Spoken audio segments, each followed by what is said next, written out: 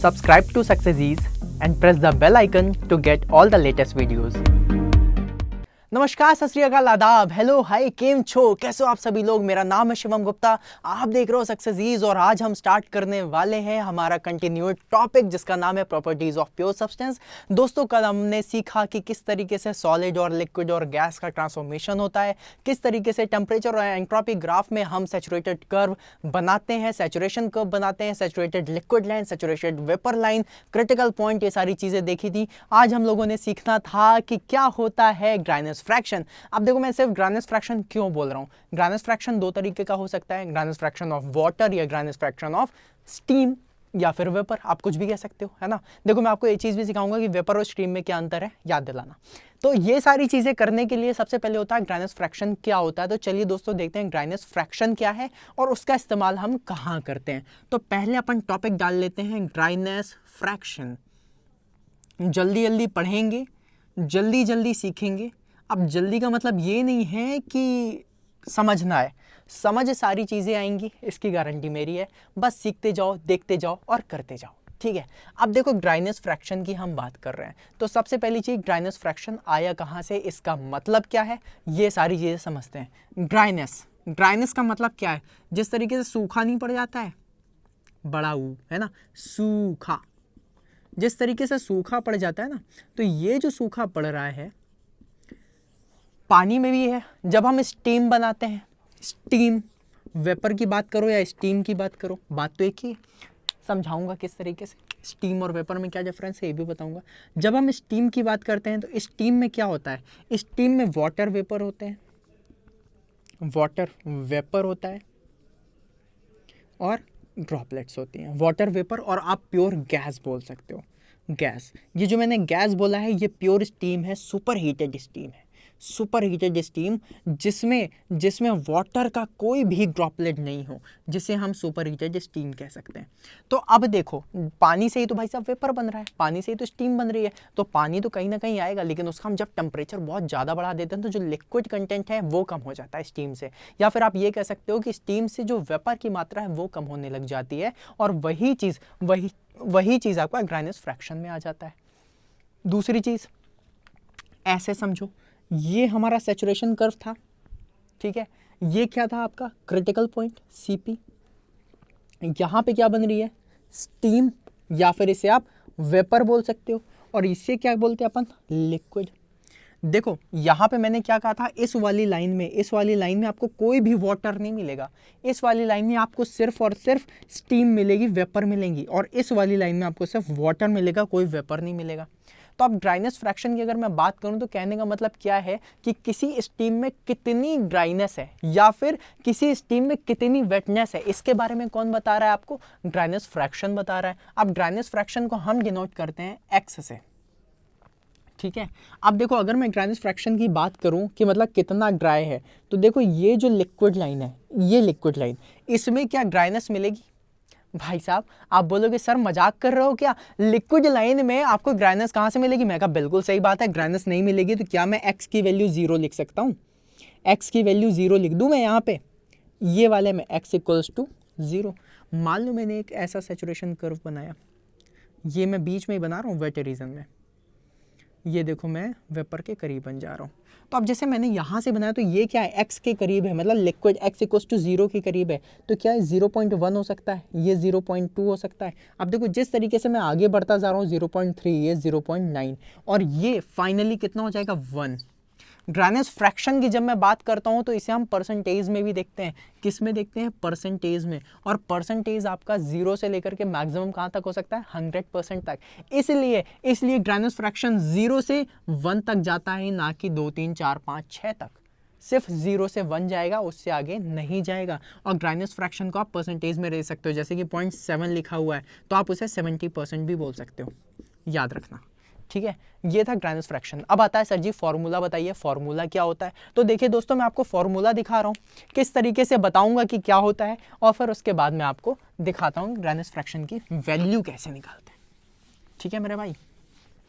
फिर अपन ये भी देखेंगे आज की एंट्रोपी एंथैल्पी किस तरीके से कैलकुलेट करते हैं, किस तरीके से उसमें आगे बढ़ते हैं, और क्या क्या क्वेश्चंस वगैरह सॉल्व करते हैं, वो सारी चीज़ें अपन देखेंगे।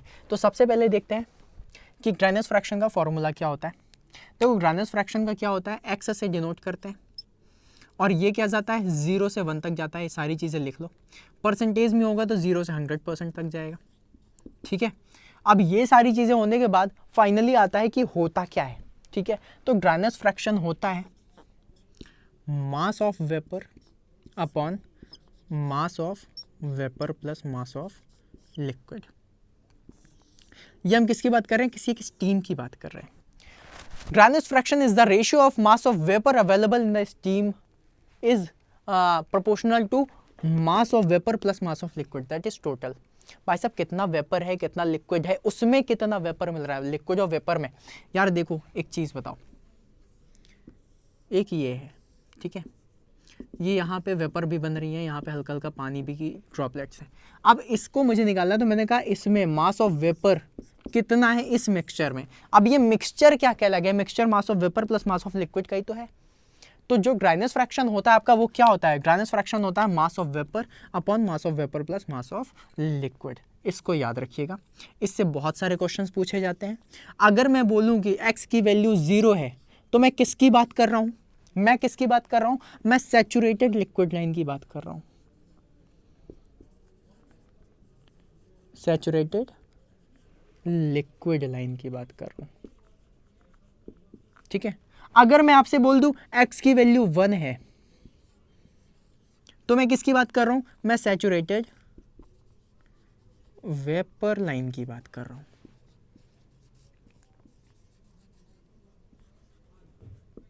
आई होप आपको ये चीज़ क्लियर हुई होगी। ये पूछा जाता है इसलिए मैं आपको बता रहा हूँ, ध्यान रखना सैचुरेटेड लिक्विड लाइन पे x की वैल्यू क्या होती है, सैचुरेटेड वेपर लाइन पे क्या होती है। अच्छा तो क्या मैं आपसे ये पूछ सकता हूँ, लो यहाँ पे बना रहा हूँ, यहाँ पे ग्राइनस फ्रैक्शन की वैल्यू क्या होगी, बता सकते हो। यहाँ पे ग्राइनस फ्रैक्शन की वैल्यू क्या होगी, यहाँ पर भी ग्राइनस फ्रैक्शन की वैल्यू 1 होगी और यहाँ पे ग्राइनस फ्रैक्शन की वैल्यू 0। हाइपोथेटिकल कंडीशन है, ऐसा होता नहीं है। ग्राइनस फ्रैक्शन हम सिर्फ और सिर्फ इस एरिया पे निकालते हैं, ये हाइपोथेटिकल कंडीशन बताइए मैंने। ठीक है, ग्राइनस फ्रैक्शन सिर्फ इस एरिया पे निकलता है, इसलिए आपको वो सारी चीज़ें करते हैं। ठीक है, कंप्यूटर जी इसको चालू ही रहने दीजिएगा। ठीक है, बिल्कुल। अब देखिए ये जो ग्राइनस फ्रैक्शन निकल रहा है, इसी ग्राइनस फ्रैक्शन से ही आप बताते हो कि जो आपकी स्टीम है वो ड्राई है या वेट है। वेट कहने का मतलब उसमें वाटर पार्टिकल्स, वाटर ड्रॉपलेट्स हैं या नहीं है। अब देखो वाटर ड्रॉपलेट्स की ज़रूरत क्यों पड़ी, ग्राइनस फ्रैक्शन की ज़रूरत क्या पड़ी, ये मैं आपको बताता हूँ। देखो मैं क्यों कह रहा था कि properties of pure substance upon RAC में पढ़ेंगे, रेफ्रिजरेशन में पढ़ेंगे, रेफ्रिजरेशन एंड एयर कंडीशनिंग में पढ़ेंगे। इसमें एक यूज़ होता है कंप्रेसर का, कंप्रेसर, कंडेंसर, इन सारी चीज़ों का यूज़ होता है। और इसमें हमें क्या चाहिए होता है, इसमें हमें चाहिए होती है स्टीम। अब देखो जो स्टीम है, अगर स्टीम में वाटर ड्रॉपलेट्स हैं, स्टीम में अगर वाटर ड्रॉपलेट्स हैं तो जो उनका apparatus है, जो उनकी मशीन है, उसमें वाटर आएगा, मेटल के साथ रिएक्शन करेगा, उसमें रस्टिंग होने लगेगी, सारी चीज़ों में प्रॉब्लम आएगी। तो इसलिए हम क्या कहते हैं, ड्राई वेपर का यूज़ करते हैं, ड्राई स्टीम का यूज़ करते हैं। अब वो स्टीम कितनी ड्राई है और वो सारी चीज़ें किससे पता चलती हैं, वो सारी चीज़ें पता चलती हैं ग्राइनस फ्रैक्शन से, mv/mv + ml। अब mv की वैल्यू क्या है ये याद रखना, पता चला बोलो सर मास ऑफ वॉल्यूम लिखा है ना, मास of vapour, mass of vapour, और ml क्या है, मास ऑफ लिक्विड। और इसी लिक्विड का ही वेपर बना है, ये बात याद रखना। ठीक है, ये सारी चीज़ें याद आई, चलो बहुत अच्छी बात है। थोड़ा सा बात क्रिटिकल पॉइंट की भी कर लेते हैं। आपको लास्ट टाइम मैंने बताया था क्रिटिकल पॉइंट होता क्या है, उसका भी टेम्परेचर और प्रेशर भी दे देता हूँ, क्योंकि कई बार क्वेश्चन पूछ सकता है कि क्रिटिकल पॉइंट का कौन सा प्रेशर होता है, कौन सा टेम्परेचर होता है। ठीक है, तो वो जानना भी ज़रूरी है ना, वो जानना भी ज़रूरी है। भाई साहब अगर पूछ ले तो ऐसा नहीं हो ना कि शिवम सर ने पढ़ाया नहीं है, शिवम सर ने सब पढ़ाया है, अब आपको याद नहीं हो वो वाली बात अलग है। क्रिटिकल पॉइंट एक ऐसा पॉइंट जहां पे सैचुरेशन लिक्विड लाइन और सैचुरेशन वेपर लाइन मिलती हैं, उसे हम क्रिटिकल पॉइंट कहते हैं। या फिर लिक्विड तुरंत भाप बन जाए, तुरंत वेपर बन जाए, इसे क्या बोलते हैं, क्रिटिकल पॉइंट। मतलब क्रिटिकली कंडीशंस जितनी मैंने पहले बताया था ना, क्रिटिकल मतलब जमीन आसमान का, जिंदगी मौत का, जिसमें सफर हो, जिसमें अंतर हो, उसे बोलते हैं अपन क्रिटिकल पॉइंट। ये क्या है, सैचुरेटेड लिक्विड लाइन SLL, और ये क्या है, सैचुरेटेड वेपर लाइन SVL। ठीक है, ये दोनों इस पॉइंट पे मिलती हैं, इसलिए इसे हम क्रिटिकल पॉइंट बोलते हैं। अब क्रिटिकल पॉइंट के लिए दो क्वेश्चन पूछे जाते हैं, pressure at critical point and temperature at critical point. Pressure होता है 221 बार का, 221 बार का, चलो थोड़ा सा और बता देते हैं, 221.2 बार का, 221.2 बार प्रेशर होता है, और टेम्परेचर होता है 375.15 डिग्री सेंटीग्रेड। 375 ही होता है शायद, नहीं 374 होता है, 374.15। जब एग्जैक्ट लिखा है तो एग्जैक्ट ही लिखते हैं ना, 350 के करीबन मुझे याद था, लेकिन 374.15 डिग्री सेंटीग्रेड होता है। ये बहुत इंपॉर्टेंट क्वेश्चन है जिसको आपका एग्जामिनर बहुत प्यार से पूछता है कि बेटा प्रेशर बता दे, बेटा टेम्परेचर बता दे, बता देना, ये होता है सर जी, याद रखना। अच्छा हाँ, क्रिटिकल पॉइंट का टेम्परेचर याद है क्या होता था? 0.01 डिग्री सेंटीग्रेड। ठीक है, चलो ये बात अपन ने कर ली क्रिटिकल पॉइंट की, क्रिटिकल पॉइंट किस तरीके से आता है, ग्राइनस फ्रैक्शन के बारे में बात कर ली। अब अपन बात करते हैं एंथैल्पी एंड एंट्रोपी कैलकुलेशन की। किस पे बात करेंगे? ग्राइनस फ्रैक्शन को थोड़ा सा रखेंगे मद्देनज़र, लेकिन उसके अलावा अपन बात करेंगे ग्राइनस फ्रैक्शन के अलावा एंथैल्पी और एंट्रोपी किस तरीके से पॉइंट करते हैं, किसका? सब कूल्ड रीजन का, सुपर हीटेड रीजन का, और वेट रीजन का भी चलो निकालना दिखा दूंगा आपको, एंथैल्पी और एंट्रोपी किस तरीके से निकालते हैं। ठीक है, तो हेडिंग डालिए enthalpy, calculation of enthalpy and entropy at various points.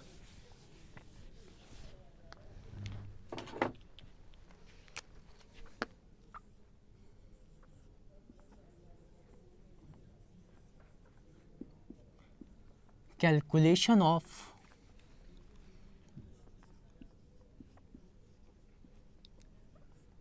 enthalpy and entropy at various points। बहुत इजी है, ये सारी चीज़ों के लिए आपको कुछ याद नहीं रखना है, क्योंकि मुझे खुद याद नहीं है। ये जो इनके वैल्यूज़ हैं, देखो फॉर्मूले वगैरह आपको दिखा दूंगा, समझा दूंगा, याद करा दूंगा, कोई दिक्कत नहीं है, लेकिन इनकी जो वैल्यूज़ हैं अलग अलग टेम्परेचर पे, अलग अलग प्रेशर पे, वो सारी चीज़ें आपको स्टीम टेबल पे मिलती हैं। ठीक है, स्टीम टेबल अगर नहीं दिया होगा तो कुछ नॉर्मल वैल्यूज़ हैं जो आपको मैं बता दूंगा, और अगर आपको वो भी याद नहीं है तो बिल्कुल परेशान मत होना, अगर क्वेश्चन टफ आएगा तो क्वेश्चन पेपर में वो वैल्यूज़ पहले से दी हुई होती हैं। इंजीनियरिंग सर्विसेज एग्जामिनेशन में वो पहले से ही दे देता है कि भाई साहब इस लेवल पे एंथैल्पी इतनी होती है, एंट्रोपी इतनी होती है, आपको फॉर्मूला याद है तो put the value, get the answer. अगर आपको ये चीज़ बन रही है तो आप इस तरीके से निकाल सकते हो।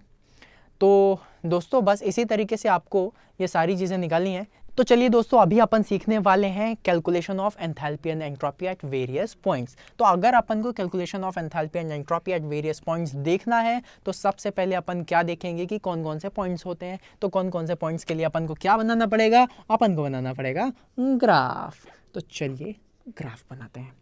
ग्राफ में देखो कुछ भी नहीं करना है, सैचुरेशन कर्व बनाना है और ये वाटर की लाइंस बना दी थी जिस तरीके से चल रहा था। इसको अपन ने क्या बोला था? T1, ये T2 जैसे कि TS हो गया था, ये वाला पॉइंट 3, ये वाला पॉइंट 4 और ये वाला पॉइंट 5।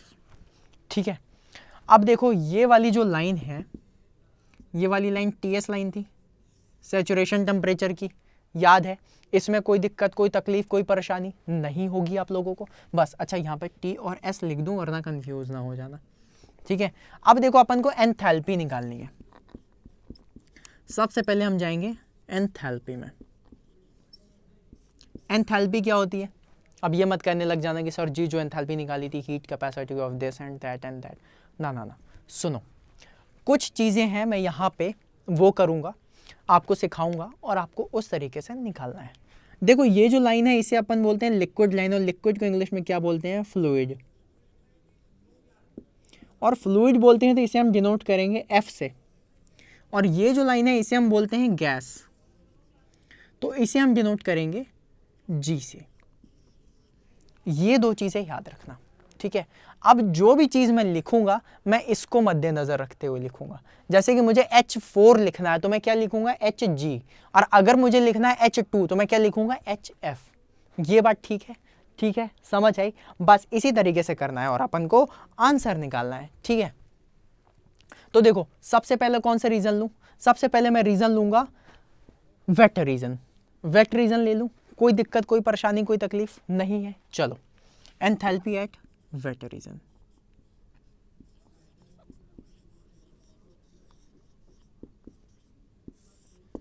वेट रीजन की एंथैल्पी निकालना बहुत इजी है, वेट रीजन का एंट्रोपी निकालना बहुत इजी है। वेट रीजन क्या है? 2 से 4 तक का।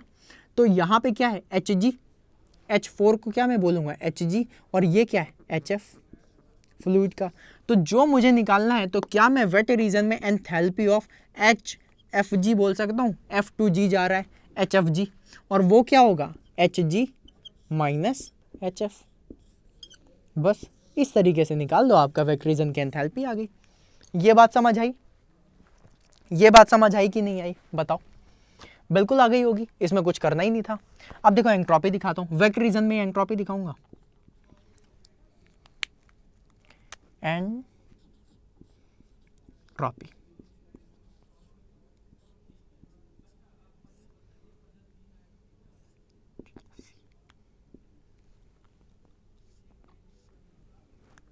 वेट रीजन की एंट्रोपी निकालना है। अब वेट रीजन की एंट्रोपी निकालना है, एंट्रोपी को अपन किससे दिखाते हैं? एस से।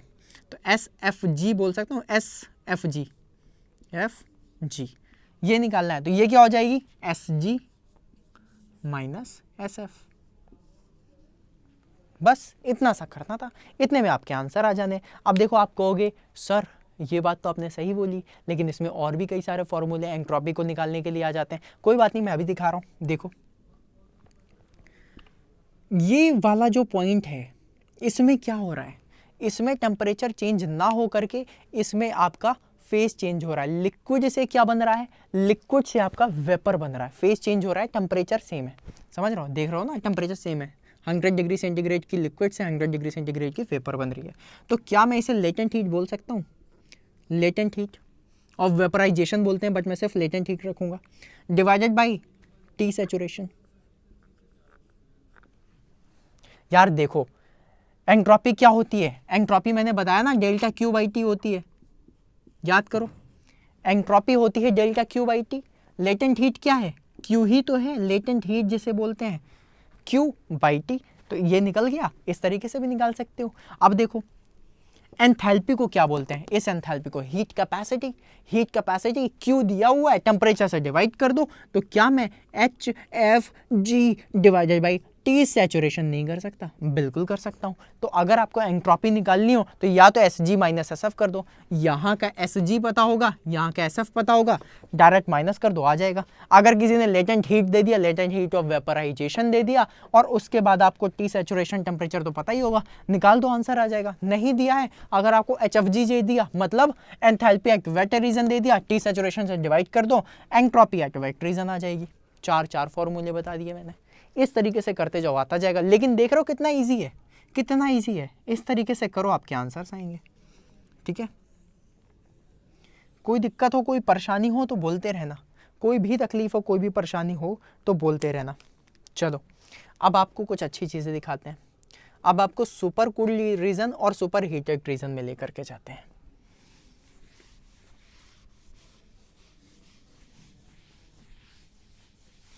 सुपर कूल्ड रीजन और सुपर हीटेड रीजन में पहले कौन से रीजन में जाना चाहोगे? पहले अपन चलते हैं सुपर हीटेड रीजन में, देखते हैं किस तरीके से निकलेगा। सुपर हीटेड रीजन मतलब ये वाला। अब इसमें देखो ये क्या है? Hg है, और ये क्या है? H5। ये तो बोल सकते हैं ना, H5 तो बोल ही सकते हैं, तो बस उसी तरीके से निकाल लेते हैं। तो देखो अब एंट्रोपी क्या बोलते हैं, एंथैल्पी यहाँ की ज़्यादा होगी, यहाँ की कम होगी। तो क्या मैं H5 माइनस Hg लिख सकता हूँ?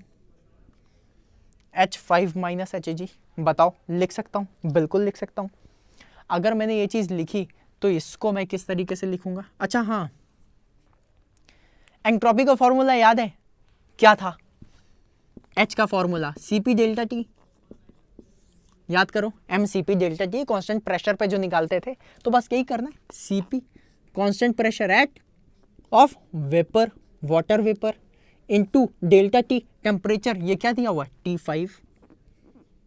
माइनस ये कौन सा टेम्परेचर है, टी सैचुरेशन, टी एस, ये लो निकल आया। ये किसका है, सुपर हीटेड रीजन का।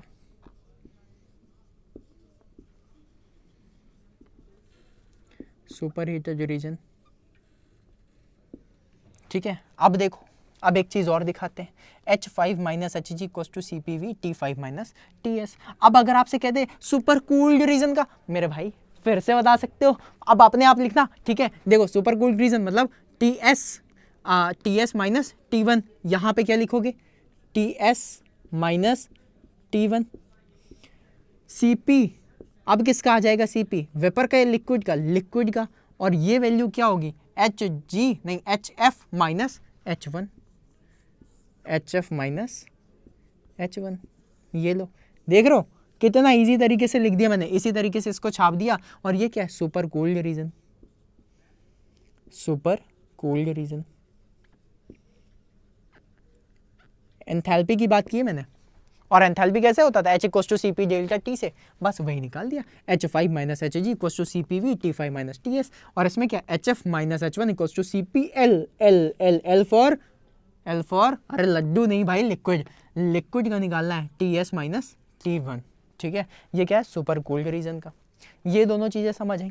अब देखो चलते हैं एंट्रोपी पे, इसको लिख लो, फटाफट लिख लो, फटाफट लिख लो, फिर अपन आगे बढ़ते हैं, ठीक है। बढ़िया सा लिख लो, फिर उसके बाद अपन आगे बढ़ते हैं। चलो एंट्रोपी देखते हैं।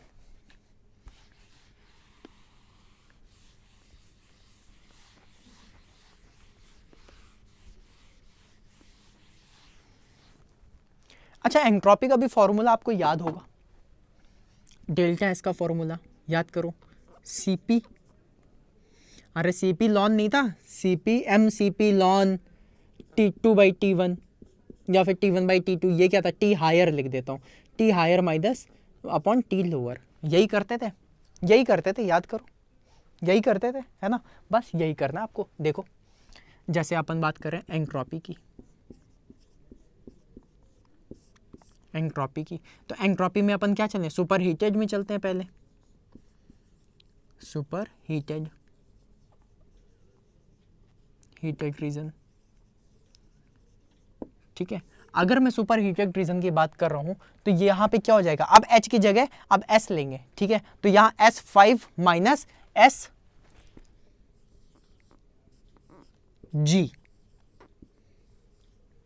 Entropy at 5 minus entropy at G equals to कौन सा, CP किसका होगा, V या L, V, right, lawn.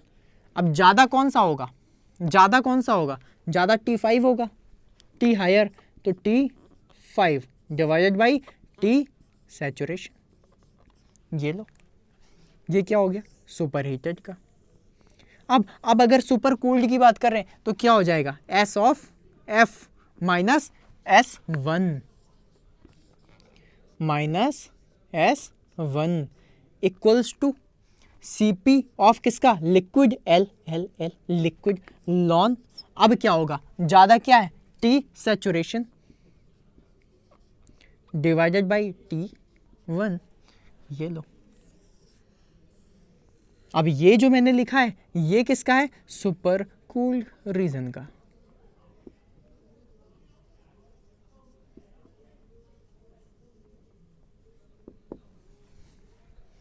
Super cooled reason, ये समझ आया। एंट्रोपी कैसे निकालते हैं, एंथैल्पी कैसे निकालते हैं, किस तरीके से ड्राइनेस फ्रैक्शन निकालते हैं, ये सारी चीजें हमने आपको कराई। आई होप आपको समझ में आया होगा, समझ में तो आया ही होगा, पक्का समझ में आया होगा, आया है ना, बता दो यार एक बार, आया ही होगा। चलो अच्छी बात है, आना भी चाहिए, अगर आएगा नहीं तो फिर कैसे करेंगे, है ना। तो ये तो आपको समझ आ गया कि वेट रीजन में किस तरीके से निकालना है, सुपर हीटेड रीजन में किस तरीके से निकालना है, सुपर कूल्ड रीजन में किस तरीके से निकालना है, ठीक है। अगर ये समझ आ गया है तो बहुत अच्छी बात है, अपन और आगे बढ़ सकते हैं और आगे बढ़ के देख सकते हैं कि किस तरीके से आगे उसमें अपन को मदद मिल रही है। एक क्वेश्चन है मेरे पास, एक क्वेश्चन को सॉल्व करते हैं और उसके बाद बताना आंसर कितना आएगा, ठीक है। चलिए दोस्तों, क्वेश्चन देने से पहले मैं आप लोगों को पहले क्वेश्चन दे दूं फिर सॉल्व कराऊं या फिर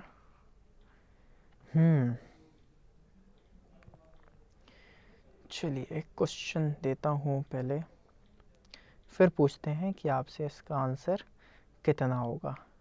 ठीक है। क्वेश्चन है, रुक जाओ पहले मुझे भी क्वेश्चन देख लेने दो, कंप्लीट क्वेश्चन लिखा भी है कि नहीं लिखा है, क्योंकि सिर्फ मैं सॉल्यूशन से ही आपको क्वेश्चंस नहीं देना चाहता ना। क्वेश्चंस अगर ऐसे दूंगा तो फिर आपको दिक्कत होगी। चलिए कोई बात नहीं, आपको क्वेश्चंस देते हैं और उससे आपको सॉल्व करके दिखाते हैं। इजी इजी से क्वेश्चंस देंगे, ठीक है।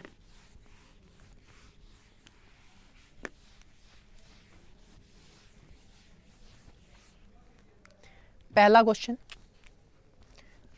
दिया हुआ है, the latent heat of vaporisation, latent heat of vaporization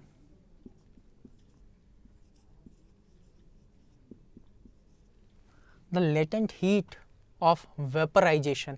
अगर latent heat of vaporization की बात कर रहा है तो वो क्या है, वो दी हुई है 8000 किलो जूल पर kg and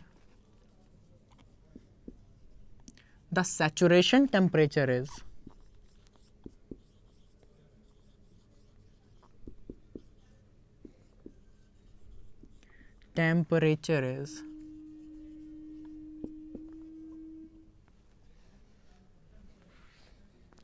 160 degree centigrade.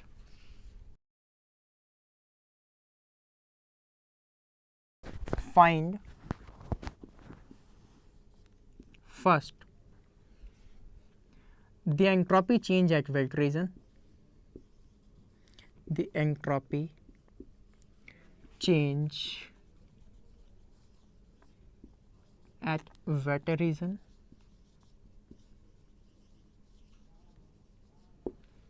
and second the enthalpy change।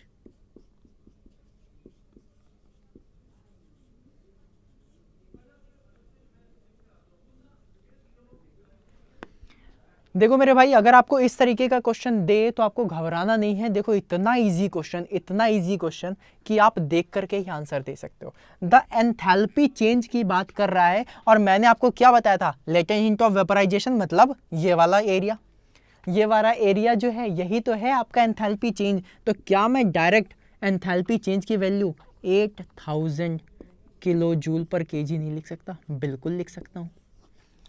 अब देखो इसने पहला क्या पूछा था, द एंट्रोपी चेंज याद है, डेल्टा एस क्या निकाला था, S G minus S F, याद है, S G minus S F, या फिर क्या था, latent heat upon T saturation.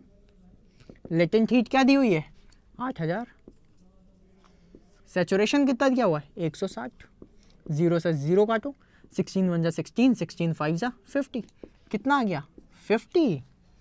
Entropy change 50 kilo joule पर केजी डिग्री सेंटीग्रेड, यही तो होगा और क्या होगा, समझ गए। बस आपको ये चीज निकालनी थी। कितना इजीली निकाल दिया आपने, कितना इजीली निकाल दिया। तो बस इसी तरीके से निकालना। अब डिग्री सेंटीग्रेड क्यों, क्योंकि मैंने डायरेक्ट डिग्री सेंटीग्रेड पे वैल्यू रखी है। डिग्री केल्विन करना हो, पहले उसे केल्विन में चेंज करना, फिर उसके बाद आंसर निकाल देना। इस तरीके से आंसर आएगा। तो आई होप आप लोगों को एंथैल्पी और एंट्रोपी चेंज करना, मतलब एंट्रोपी चेंज किस तरीके से वेरियस पॉइंट्स में निकालते हैं, वो सब समझ में आ गया होगा। हाँ, ये HF HG लिखा है मैंने, यहाँ पर SF SG भी हो सकता है। ये जो सारी चीजें हैं ये सब आपको स्टीम टेबल में मिलेंगी, ठीक है। या तो क्वेश्चन पेपर में दिया होगा या स्टीम टेबल पे दिया होगा। जो भी चीजें हों उन सबको लिखना एक तरीके से कांस्टेंट प्रेशर पे, और उसको सॉल्व कर लेना, आपको सब मिल जाएगा। ठीक है दोस्तों, तो आई होप आपको ये वाला लेक्चर पसंद आया होगा। अगर आपको लेक्चर पसंद आया हो तो एक बार लाइक सब्सक्राइब जरूर कर देना, और कोई भी क्वेश्चन हो तो आप मुझे बताना, ठीक है। थैंक यू सो मच, मिलते हैं अपन कल इसी समय, bye bye. Subscribe to Successes and press the bell icon to get all the latest videos.